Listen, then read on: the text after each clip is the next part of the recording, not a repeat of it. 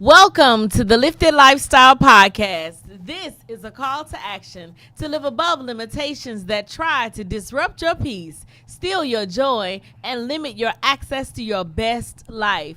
I'm Latasha Weatherspoon, the Chief Empowerment Officer of the Lifted Lifestyle and your favorite host. I'm joined today by my favorite host, Chaz Bailey. Hello, world. This is Chaz Bailey, the Creative Opportunity COO of the Lifted Lifestyle. You can find me online, Instagram at The Creative Opportunities, Twitter, simply Chaz Bailey. So definitely glad to be back with you. How are you doing today? Yes, I'm doing absolutely wonderful. Glad to be back in the studio and with our audience. Yeah.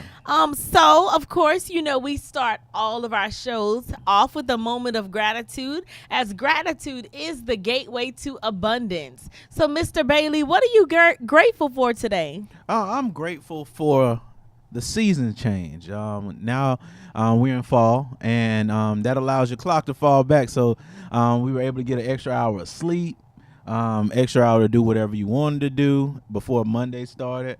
So I was definitely just grateful for the season change and what that represents in your life and what it does for you. And it gives you a chance to adjust and take a different approach based on everything that goes on. So it was a moment of reflection. So that's what I'm grateful for. Definitely. I think today I am grateful for new strategies and the continuation of learning. I've learned a lot of things over the past few weeks, some strategies for business, some organizational things for home, just getting reorganized as I prepare for 2019. So I'm just excited. Yeah. I'm just excited and very, very grateful. For those new lessons and new strategies. Oh, of course. So what is our show about today? Our show today is about effective leadership. What are the great characteristics of effective leadership? So you can be a leader anyway, where, at any time. So now today we're going to play with that a little bit and discuss a few ways that you can be assured to be a great leader. Some of the characteristics of great leadership. Yeah. Oh, man, this is going to be exciting because there's so many different times where you hear the word leader. I'm a leader. I work in leadership. But what does that actually mean? And what for people who want to be in leadership, what kinds of things they need to be in those roles? So that's what we're going to talk about today. We're going to give you a few things that we believe all great leaders need. Yeah. For me, the first thing that leaders need would be effective communication. Okay.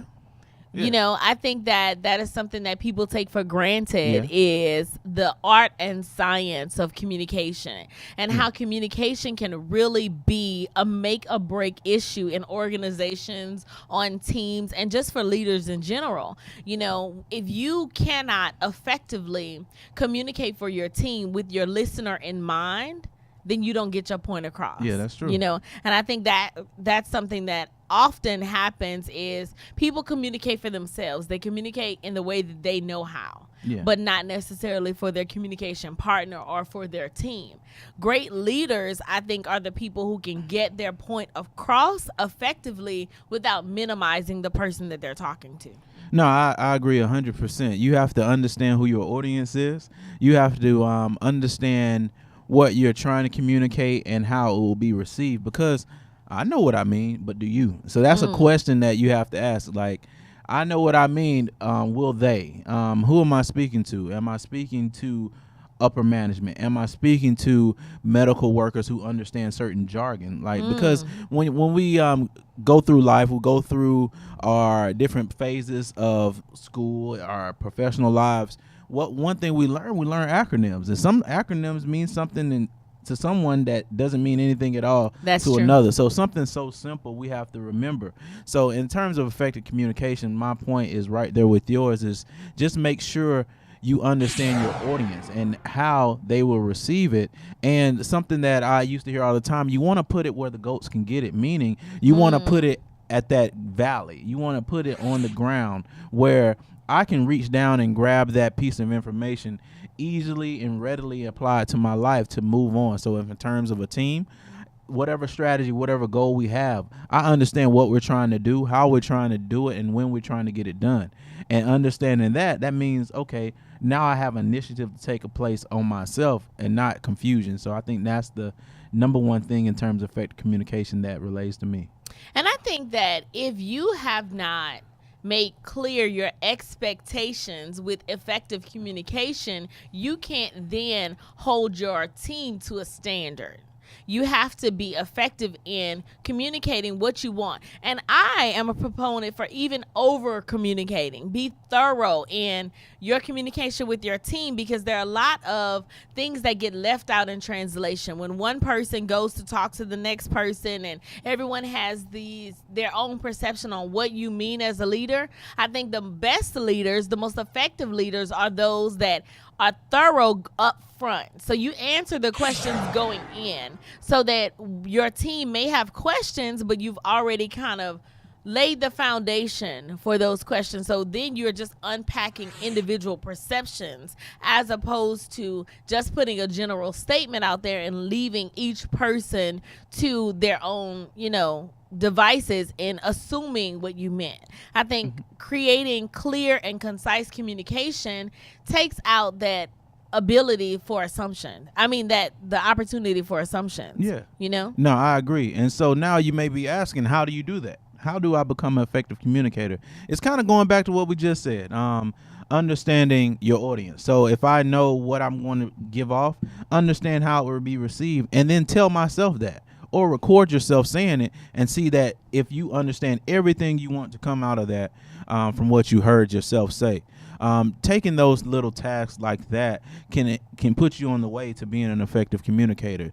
Taking Indeed. time to just sit back and saying, okay, how was I received? Get that feedback. Did you understand everything I said? Is everything clear?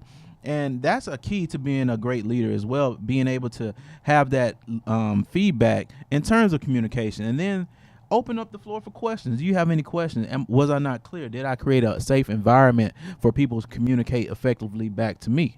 And so I think that is highly important in terms of being an effective communicator. So that's something we can work on now and continue to build on as our careers progress. And that's an interesting point that, we subscribe to in the Lifted Lifestyle that I don't think a lot of people do, which is creating norms of interaction that make it safe for your team to communicate with you. Because if your team has any hesitation or fear in being honest with you, then they're going to shut down. They're going to keep things from you, and they're going to have that meeting after the meeting. Yeah. As opposed to creating a culture that allows for open communication. Yeah. Which is very, very, very, very important. Yeah, that's definitely important. So now, what's the next step? I think the next thing is setting the example. Okay. Being exemplary. Oh, yeah. Great leaders, I think, set the standard for excellence. Yeah. One thing that we subscribe to wholeheartedly is not allowing your team to see any lack in you. If you're going to ask your team to be on time, you need to be on time. Exactly.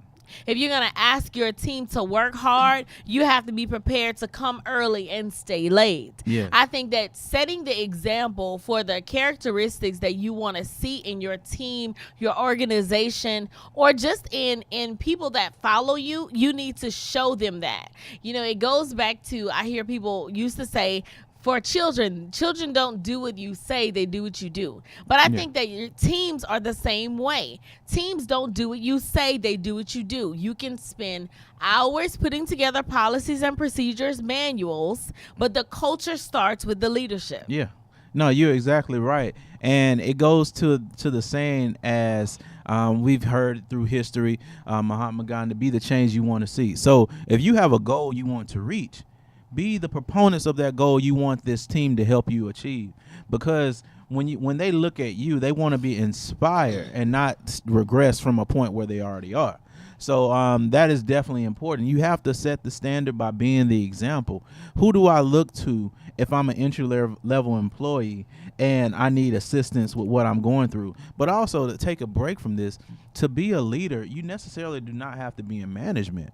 To be a leader, you just have to be leading the way to positive results. And so that leader could be that entry level employee that comes through with a stringent background of excellence. And once you have that, you may inspire your manager, you may inspire your team lead, etc. But just be the change you want to see and be the positive nature in that organization you want to see. One thing that stuck with me, I heard managers and leaders and owners of organizations say, I walk through my stores and I see lint and trash on the floor, and you know what I do? I pick it up.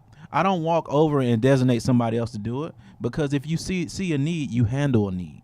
You don't wait for someone else to do it. It's nothing that is of this organization, that is of this team, that is of this goal that is under me, because I want this goal just as bad as I want my employees, my teammates, everybody involved to want this goal. So if I feel the same way and I want to lead and set the example, anything I see that goes awry, I want to be a part of it to make that change happen and be the positive nature that this organization needs.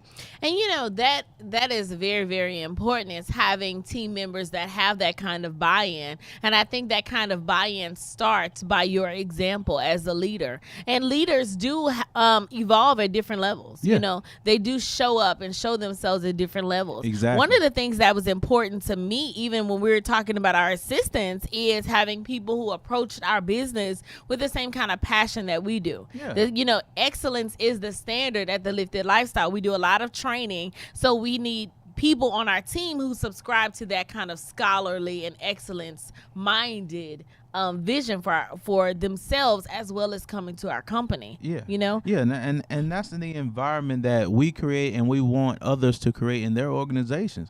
Create that environment that is conducive to excellence. Once you do that, achieving a goal, it will be nothing, because you have that buy-in. You have the team that wants to do the best thing for not only you as a leader, but for your organizations, for the goal. They want to achieve, to feel something, to feel that they are a part of something that is greater than themselves. And that's with everything in life. Be a part of something that you feel that is greater than yourself. Live in your purpose. And that's the point where a job becomes a passion, and it's not just a job anymore. It's something that I'm willing to do for free. I'm willing to do for pay. It's nothing the same. It's just I met that peaceful matter where I actually get paid for it. Indeed, that's awesome. For me, the next trait of effective and powerful leadership starts with being a servant leader. Okay, yeah. Knowing definitely. how to follow the people that you lead. I think that it is so important to come to the relationship, the team relationship, with the idea of how can I serve you? I always say you cannot lead those who you are not willing to serve, because you cannot lead those who you're not willing to listen to what their needs are, what their strengths are, what their talents are.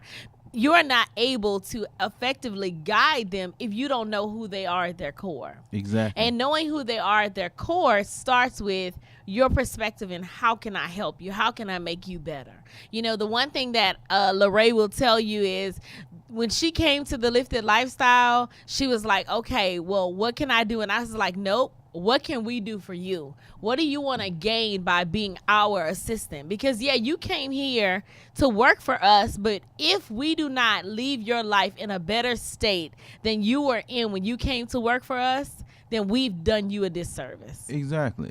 And I commend that. And that's something that I look back in my own journey, organizations I've been with throughout my career progression. I've took something away besides a paycheck. I took ideologies. I took integrity values. I took financial acumen that made me better in my day-to-day life. And so that's what we want to do. But as a leader, that's what you want to be as well.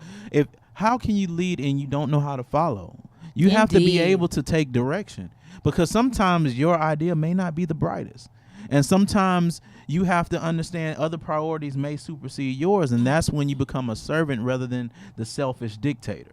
And so, and you know, to the point said earlier, you don't necessarily have to be in management to follow, but in order to follow someone, that means you have to be able to be willing to buy into their ideas, their thought, their processes, because it's more than one way to do something. And we can go through this journey and make it happen together, because we're trying it out your way, and I'm willing to be with you in the fight to get you to that point. And then on the reversal side, you're willing to follow me, because it doesn't matter who the line leader is, as long as we're lined up, get into the goal, get into the achievements that we both desire. And I think that would make a leader a real leader.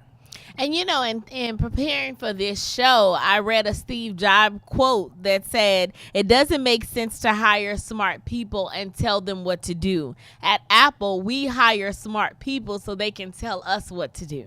Exactly. Steve Jobs said that, and I thought that was absolutely amazing. Yeah, It was so powerful, because when you think of an organization like Apple, who hires some of the most technologically sound people in the world to come to them, sometimes your team member is going to have insight on how to effectively do something in a way that you necessarily don't. Exactly. In our organization, our assistant Lorraine is the organizational queen, which is not necessarily my ministry. She'll come in and she'll say, okay, well, I see a hole here. Let's fill in this hole here. Okay, well, let's make sure we stay on timeline, because I'll be late now. And that's important, because, and I'll give a free tip out. If you're going to hire someone, just like Steve Jobs said, you don't hire someone that thinks exactly like you and it comes from your exact background. You hire people that challenge your perspective, that makes your organization grow. Because think about it. If you hired someone that thought exactly like you, from your same background, their ideology was the same thing, what tends to happen is that you run into the same problem you had, because this person's going to approach it the same way. And see, that is not being innovative. To be innovative is new thoughts, new ideas, breakthroughs. That's why you go to different regions of the country. That's why when you look at some of these companies, the diversity that's there is not only from looking around, looking at the genders, looking at the skin colors, etc. Is the diversity of languages, the diversity of education, and the diversity of thinking. And that what allows your device, your ideologies, your technological advances to achieve where you want to achieve, because you have different perspectives and you have different ideas of places you never been before and places you may have never even gone that just came to your company to make you excel. So I think that is definitely a strong point. So definitely good quote. Definitely. I think, taking servant leadership to the next level, I think the next characteristic of a great leader is someone who is willing to develop other leaders. Yes. I think that, great leaders, when you go and you learn with them and you sit with them and you work with them, you leave better than you came. Yeah.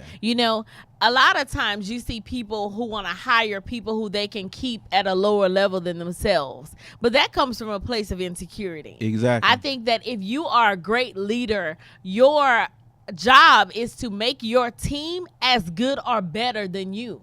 Exactly. In every single way, whether that is in business, in personal life, you need to give them something that speaks to who they are at their core, to be a better person, to be a better doctor, to be a better corporate leader. If you're a leader and you're effective at it, the people who are on your team are going to grow and excel and be able to leave and then become your colleagues. Yeah, definitely. And that's where the word empowering comes from, where the word empower comes from.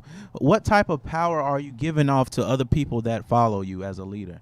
Are you putting them in position to win and be their best self, to live their best life, as we say here, the lifted lifestyle? But are you putting them in position to win? Do you know what their dreams and goals are? Because they may not want to be in the position they are in forever. They may want to be a CEO, and they may start off under you. What can you teach them to give them the aspiration to continue on? But what also can you give them to have the responsibility in showing leadership qualities? So now, guess what? I'm going on vacation. You know who's in charge while I'm going? You. I don't want to receive emails. I don't want to receive none of that. I want you to answer everything from your perspective and do the best job you can. And then when I come back, we talk about it. But one thing you can put on your resume is that I led a team. I was a manager. You were literally a manager. You managed the team, the organization while I was gone. And guess what? You did a great job. Now I'm going to write a letter of recommendation. because now you're someone, as I said earlier, someone that I'm willing to follow. You're someone that I'm willing to work for. So you never know how organizations shift sometimes. You may end up being my boss one day. And how have I developed you to reach out to me and communicate with me that you can be the best leader for not only me, but for other people as well? So that's why empowering is a major deal. Like, to empower somebody, to just hand them the keys. I can drive you forever, but I can teach you how to drive, and then you can drive for wherever you want to go. And people never forget the impact that you have on their life. Yes. People never forget the lessons that you've taught them in business and in how to manage relationships. And I know in the corporate world, there's a lot of shifts that happen. You know, Exactly. a person may leave your team and then go over to another company and be in a leadership role. And because of the nature of the beast, you may end up working on their team, and because you sold into them, they'll in return sow into you. Exactly. You know? Everything is reciprocal. Everything is reciprocal. Everything rotates. is. Life is a boomerang. It's whatever you throw, it'll come back. So also make sure you're throwing some good stuff out there. Indeed. You know, And making sure you're treating people well. Exactly. You know? Exactly. Like my mother always said to her grandmother, my great grandmother, always said, never burn a bridge, because you may need that same bridge to get back over. And so if that bridge is not there, how are you going to get to the other side? Indeed.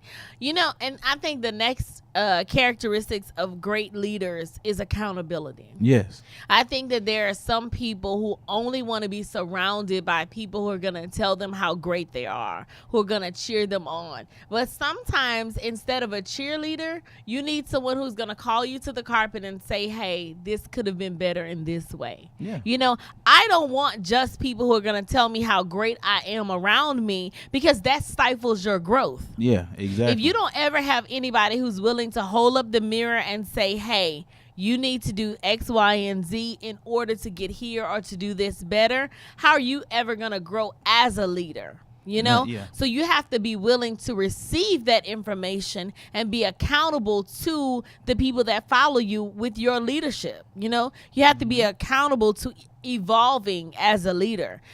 And you also have to be accountable to holding your team accountable. Yeah. You know, to helping them grow and to saying to them, hey, you know, I think that you could do X, Y, and Z a little bit better. Constructive criticism. Yeah. Constructive advice, you know? Yeah. Growth takes, sometimes growth hurts. You know, you think about a caterpillar breaking its shell or shedding its skin or what have you, photosynthesis and all the, you know, science terms of the evolution that takes place in nature. But as people, it takes sometimes receiving criticism when we think we did our best. But sometimes we have what we call oversight. And that's why when you're writing documents, etc., they say always proofread your work. And then once you proofread it, let someone else proofread it. Because what you think may be perfect, you may have all kinds of grammatical errors, etc. But be able to take that in, because though at the Lifted Lifestyle we're coaches, also coaches must have coaches. And coaches must be willing to be coached by people that are qualified to do it. So if I'm under you as a normal worker or a part of your team, and I say, hey, leader, I didn't agree with this, but how do you feel about it? So I'm coming in the right manner. And you may say, I didn't think about it in that perspective. So let's take a different approach next time. Thanks. I know what to do next go around. And I think that accountability phase does a lot for your team, because I'm willing to follow someone that is not meaningful to admit their faults. Like to say, you know, I messed up there. I'm sorry. We're going to go in this route. What do you think? But then it does more for yourself, because to say, okay, I'm able to look in this mirror.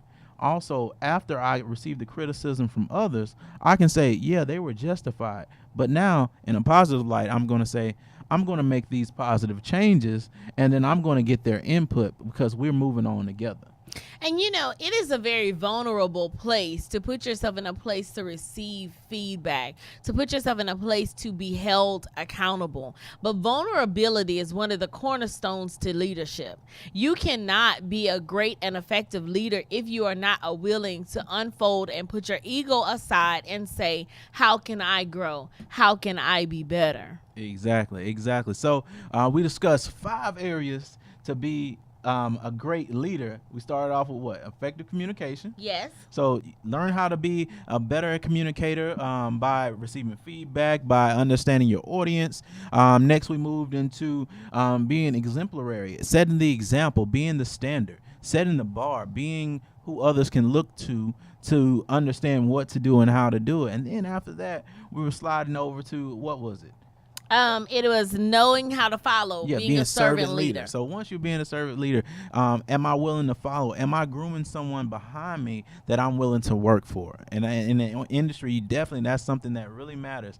Being able to work for the people that I'm leading at this time. And then after that, we moved into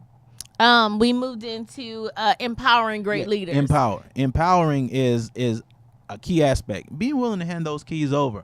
You drove all this time, let someone else drive, because you're going to have to get some rest at some point. So while you're resting, someone else is driving, you're still going to reach your destination on time. And finally, just remaining accountable and for yourself, for your team, for your organization. And that doesn't do anything but help you grow. And so we discussed 5 ways. So definitely remember that on your career journey. And like I said, number one thing, you do not have to be in management to be a leader. You can be a leader and this is your first job. You can be a leader if you're a CEO, and you can be a leader if you're just a normal day-to-day employee on your best path. So, of course, as you know, we want to add a little bit of joy to the world on every single show. So this week we have an amazing good news story. Yeah. I found this one, so I'm very, very excited about it.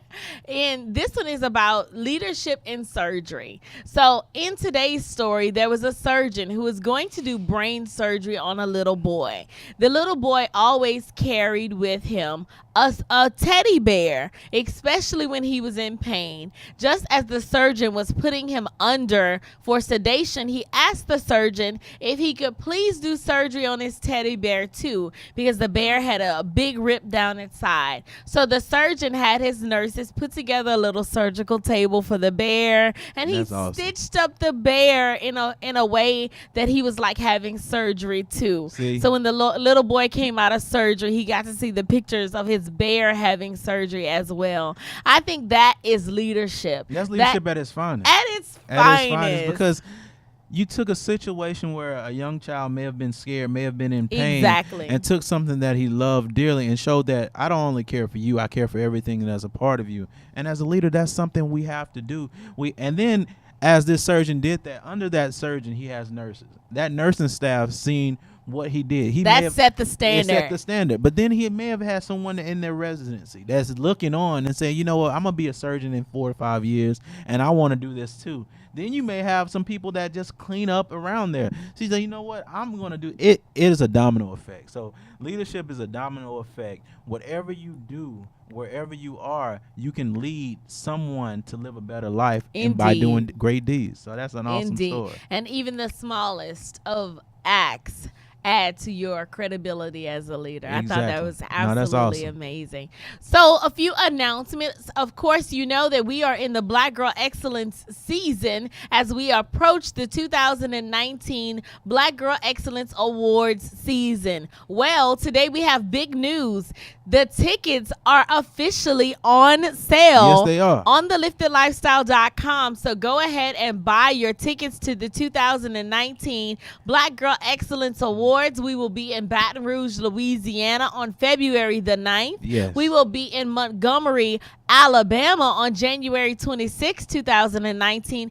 And in Houston on March 9th, 2019. This year, we have some surprises for you, some amazing honorees and next generation vendors. Please do not miss this event. Yes, definitely check us out, liftedlifestyle.com. On the website, we have a whole area designated to the Black Girl Excellence Awards. And right now, we're currently still accepting nominations, so it hasn't cut off. So make sure wherever you're located in the state of Alabama, we're going to be in Montgomery January 26th. So go ahead and nominate some winners there. Baton Rouge February 9th. Louisiana, step out there and go ahead and nominate those exemplary leaders that we discussed Yes, today yes, yes. to be the and also for the next generation award winners there. And then finally Houston, March. So Texas, go ahead and do what you have done for the last few years in making this award a success by having great nominees and also vendors as well. As we always discuss, the next generation vendors, these are vendors between the ages of 8 and 18 who already have their own business. And that's what the Black Girl Excellence Awards is all about. So 8 to 18, parents of these age groups, these young ladies that are amazing, please reach out to our vendor portal and go ahead and register and sign them up there. It's absolutely free. We want to promote these young ladies and what they're doing to make the society and make the Black Girl Excellence Awards better than it ever been before. Indeed, indeed. So thank you so much for joining us on this week's episode of the Lifted Lifestyle Podcast as we talked about great and effective leadership. Make sure that you spend some time and thinking about how those characteristics we talked about show up in your life. And remember that your journey is your own. Remember to do the work to make your life the best it can be. And don't forget to live lifted. Take care.